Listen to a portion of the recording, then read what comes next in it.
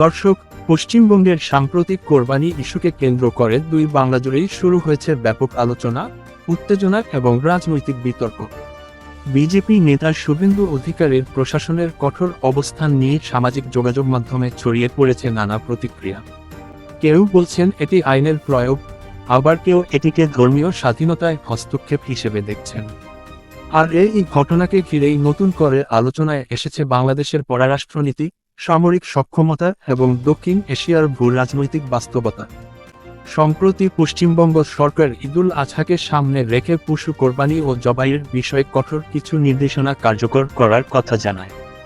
সরকারি নির্দেশনায় বলা হয়, প্রকাশ্যে পশু জবাই করা যাবে না এবং নির্দিষ্ট নিয়ম মেনে কোরবানি সম্পন্ন করতে হবে। এরপর থেকেই সামাজিক মাধ্যমে শুরু হয় তীব্র প্রতিক্রিয়া। বাংলাদেশের অনেক নেটিজেন এই ঘটনাকে মুসলিম ধর্মীয় অনুশীলনের ওপর চাপ হিসেবে আখ্যা দেন।